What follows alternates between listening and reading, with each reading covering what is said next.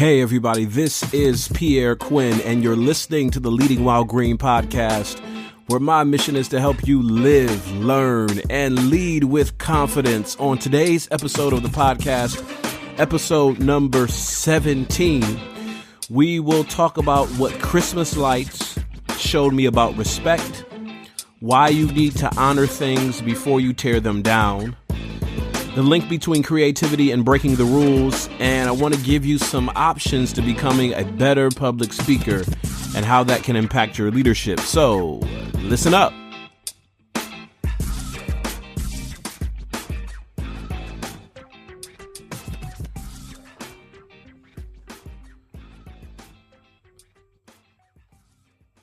So for some people, this is the most wonderful time of the year. Okay, yeah, that was a bit cheesy, a bit corny, but you know you've probably heard that song. It's Christmas time. It's the Christmas season.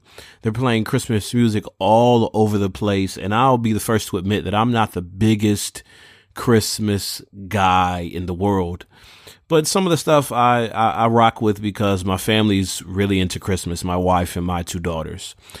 So the other night, my daughter asked if she could go see some Christmas lights. Now, you know, if you're not really a Christmas person, it takes a little bit for you to be able to do that. I mean, we got a tree up and we got some festive things around the house, but I wasn't really deeply interested in going to see Christmas lights. But we did it. We made it a evening. We spent, I think, a little bit over an hour looking at Christmas lights. Now, before we got in the car and drove around to different neighborhoods, I was trying to find out where were some of the best places to go and watch Christmas lights, or to see houses that were decorated. And I was surprised that people really have made a business out of this thing, especially those who really go all out. There are different places where people are charging you $20 a car, $20 a car, $25 if you have a van, to drive through neighborhoods, to drive through sections that they have set up. You can drive through parks to view Christmas lights. So wasn't going to spend $25. I'm sorry. Just wasn't going to spend it. I did it the old fashioned way, the way that was given to me growing up. My parents we would get into the car, my sister and I, and my parents would drive us around just to certain neighborhoods that we knew would have some pretty decent lights. So that's what we did. We drove around the area where we lived, and we were just looking. I know maybe for some houses it was kind of creepy to see this car driving slowly by, but you should expect that, right? If it's the holiday season and you put out a light display, you would expect for people to stop by and to take pictures and to marvel in it. And one of the main lessons that I learned that night was that it's okay to take some time to stop and honor and soak in and appreciate the work of other people. It's okay to take some time just to stop and to kick back and to relax and appreciate and applaud the work of other people. We are in a hyper entrepreneurial time in the history of the world. And with the opportunities that we have with the internet and social media and building a platform and starting a blog and having a digital presence, it's almost like we've created a system where people are in competition with each other constantly. Now understand, this is not new.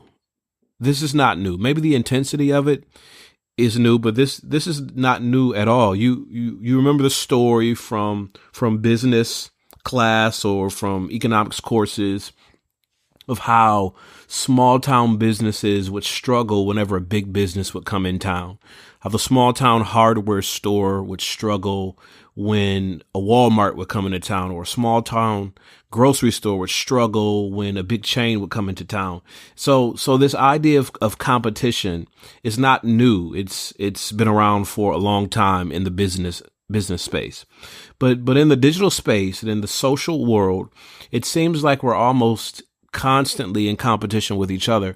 And when that happens, sometimes it's difficult for us to just stop and respect and appreciate the work that other people are doing. I know for me as a pastor, for me as a motivational speaker, as a person that gives workshops and seminars, one of the things that keeps me going, one of the things that gives me life, one of the things that just inspires me is when I take time to value and respect the work that other people are doing. I have tons of friends or even people that I'm connected to who have projects similar to mine. And here's the thing for you to understand. There's enough space for everyone.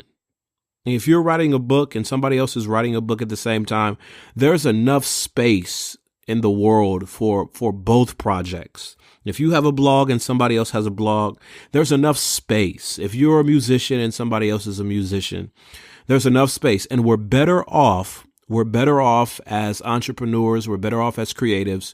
We're better off as leaders when we intentionally think of ways to help and support and collaborate with other people. I can't remember it off the top of my head who said the quote, but it's this idea you can really get all the things that you want. You can really accomplish all the goals that you're trying to accomplish as you're helping other people get the things that they want and accomplish the goals that they're trying to accomplish. So I try to, as much as possible, help people, encourage people, coach them as they're looking to do many of the similar things that I do.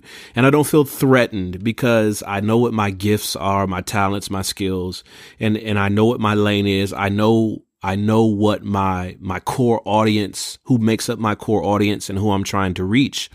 And because of that, that gives me the freedom to help other people. So who are the people in your areas who are working in similar areas that you're working, that you can just sit back and applaud or reflect on or affirm the work that they're doing? And what would that look like? Is that a comment on something on social media? Is that a quick phone call? Is that a text message? In the same way, our family had a great evening marveling at the work of other homes or other homeowners that put up Christmas lights, because we don't really have any outside. Okay, we got one small bush, but we don't have a lot of lights outside.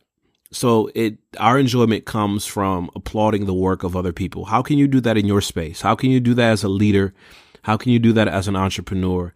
How can you do that as a creative? How can you applaud the work of other people? Speaking of applauding the work of other people, I want to applaud whoever designed the Pontiac Silverdome. I just want to applaud them. I want to give you a standing ovation. Whoever built the Pontiac Silverdome. I'm from Pontiac, Michigan. It's a part of metropolitan Detroit. It's not in Detroit proper. And I know that's huge debates about, do you call yourself a Detroiter or not? And it's crazy because when you're from other cities, sometimes people don't have that same response. People say they're from Chicago, but they're not from Chicago and proper from city center, and they don't get flack from that. People say, oh, I'm from Boston, but you're not really from Boston. You're from about 15, 20 miles away, but people let that ride. So I'm from 20, 25 minutes away from Detroit. And if you say you're from Detroit, people who are from Detroit get really upset.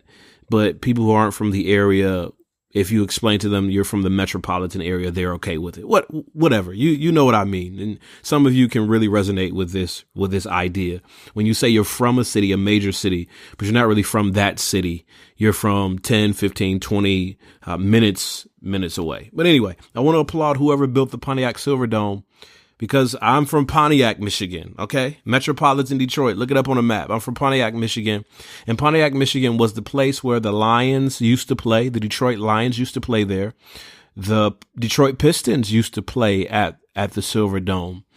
And the Pontiac Silverdome for a long time was the entertainment venue for the area. It was the go-to place, and not just for sports. The circus would come to town. The carnival would come to town. Monster truck extravaganzas. If you've ever seen a monster truck race and the whole crushing car thing, that was a big thing for the people in my city, and people would travel from miles around to see the monster truck. Professional wrestling, WrestleMania would happen at the Pontiac Silverdome. So it has a history of being a place where people come for entertainment. Well, this week, I don't know if you've seen it in the news this week or if it even mattered to you. And if it doesn't matter to you, that's okay. But there were two attempts to take down the Silverdome. Now, the first one, they were taking down the Silverdome because it's just time, really. That era is gone. And as a sports entertainment venue, the Pontiac Silverdome is just really behind the times. And they tried as much as possible to think of creative ways to use it in modern times. And they tried to do the whole drive-in movie theater thing, and they have multiple drive-in screens. I know some places around Pontiac rented part of the property. A lot of car companies would store their extra inventory there, but none of those things really caught on after the primary use and attraction of the Silverdome. And as a sports and entertainment venue, it's completely outdated. When you think of the places that people go to watch sporting events now, when you think of Little Caesars Arena in Detroit, when you think of Ford Field in Detroit, when you think of some of these sports entertainment venues around the world, the Silverdome is just from a distant era. And there was a demolition video, and they tried to take down the top part of the Silverdome, and it just didn't work right. It didn't detonate properly. And when you read the news stories, they say it was a faulty wire. And some people just had a whole bunch of jokes. You know how social media is today. We'll make a joke about anything. And it really took two attempts to bring down the Silverdome, the main part of the structure. And after the first attempt, and you can watch the video, and I'll put the video in the show notes. I'll put both videos in the show notes. After the first attempt, we really just applauded how well the Silverdome was built, almost to stand the test of time. But when I was watching that second video, I almost cried. I almost cried because I felt like my childhood was flashing before my eyes.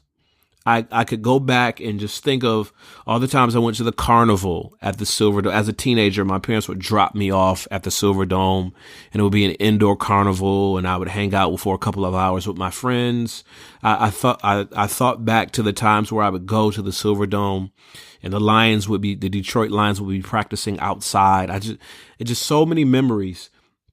And part of me was a bit upset that you don't understand how much the Silverdome meant. Couldn't you possibly find something to do with it? Couldn't it just stay up? And for a moment, I felt like, that older person, that older person, the older person in your organizations, the older person in your church, the older person in your family that has a strong affinity to a bygone era.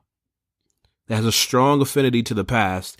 And the reason why they have this strong affinity to the past is because it's the connection to their identity. And when you take down something so significant, when you change the culture, when you rebrand the organization, when you change the structure, the program, the organizational chart, when things change, the style of meeting changes, the program offerings change. When you change, and the change, especially when the change is significant, they really feel like a part of them is leaving. And I felt like that when I watched the Pontiac Silverdome come down. And in that moment, I learned really the value of honoring something before you tear it down. Because let's be completely honest, it was time for the Silverdome to go.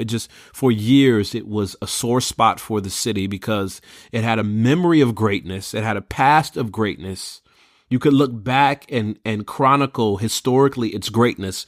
But in the present day, in the present context, it was just costing too much money, and there was not enough to sustain it in its current condition. And that sometimes you have to tear down good stuff to allow great things to take its place. Where the Silverdome was great before, but as time moved along, it moved from great to being good. And I still have my memories of the Silverdome. It'll be tough when I go back to the city to pass by and remember what used to be there, and to watch young people who will grow up never knowing about the Silverdome. And the only thing that's there, the only thing that I have is my memory or pictures. And for me, it was important just to take a few moments, and as I'm watching this video, and honoring and respecting and valuing what used to be. And that's really important for us as leaders when you're transitioning the culture of your organization to give honor and respect to the things of the past. As you're transitioning the things from the past out of their primary role and bringing on new ideas, bringing on new staff, bringing on new policies and procedures, as you transition what was great in the past, just respect it, honor it, allow people to share their feelings about it, allow people to tell their story related to it, and give it the proper respect. Give the culture the proper respect it deserves as you're transitioning to another culture. And some people will cry, some people will be mad, some people will leave, some people will be upset. And it's helpful as a leader not to take those responses and reactions personally. It's not really about you. They're just thinking about the past and their identity. Paul Scanlon, in his book Crossing Over, and I'll put this in the show notes. Paul Scanlon, in his book Crossing Over, talks about organizational change, and he uses the story of Joshua. And in that book, he says, when you're leading people through a change, some of the group will leave. Well, really three things. Number one, some of the group will leave. Some of those who will leave will not leave quietly. They're going to make a big stink. They're going to cause a lot of noise. They're going to raise some commotion, and they're going to take people with them. So as you're leading your organization, as you're leading your church, as you're leading your business, as you're leading your group or your team through change, some people will not be happy about it, and they will leave. They will not leave quietly, and they will take people with them. And as a leader, if you have continued to carry yourself with respect and had a respect for the culture and for the organization and respected the people, you can continue with your head held high as you're facing these challenges. So speaking of transitioning culture, I want to just talk for a few moments about creativity. So I'm reading this book by Jeff Goins, and I mentioned it to you a couple of podcast episodes before, called Real Artists Don't Starve. I love Jeff Goins' work. I love his story of venturing out and becoming an artist, as becoming a writer and living his life following what he felt like he was called to do. So I have really a deep resonance and respect for his work. And I suggest you pick up Real Artists Don't Starve, and I'll put the link to the book in the show notes. And he talks about this idea of breaking the rules. Now, let me frame this, because I think rules are important. I value rules. I respect rules. And I'm not one of those people that says, well, let's just mix things up for the sake of mixing them up. But the older I get and the more I study systems, I realize that some of the things that are considered to be rules for the best or for the betterment of the organization are just that. They're rules to maintain and uphold the organization with little to no regard about the people. And sometimes as a creative, you can be stifled by these rules. Now, I'm not saying just break rules to break rules, but you have to be discerning enough to know that sometimes a rule is in place systematically to keep people from being creative and thinking outside the box. And it's really system maintenance. And this is what Jeff Goins says in his book, Real Artists Don't Starve. He says, if we want to become artists, we are going to have to break some rules. We cannot do just what is expected of us. At some point, we must break away from the status quo and forge a new path. As it turns out, this is how creativity works best. And he talks about Paul Torrance, who's a psychologist, and Paul Torrance's study between he was studying the connection between people who are considered to be rebellious and rules. And he said Torrance discovered or observed how creative individuals tended to struggle in systems that forced them to comply to rules they didn't understand. Now, as an entrepreneur, as a creative, also as a pastor, as a family man, as a parent, one of the things that I consistently struggle with is wrestling or navigating rules that don't make sense. Sometimes we have rules in our families, in our cultures, in our organizations that are only there because they've always been there. And once you start to ask questions or try to come to logical conclusions or try to think of better ways of doing things, the rules then rear their ugly head and get in the way. Now, let's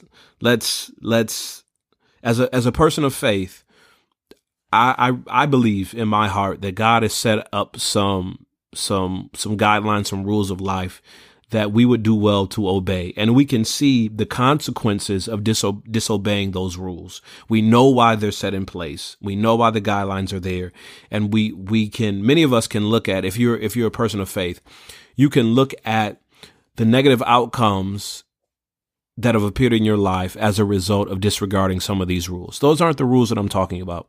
I'm talking about when it comes to creativity, when it comes to process, when it comes to growth, when it comes to change, how just some rules just get in the way.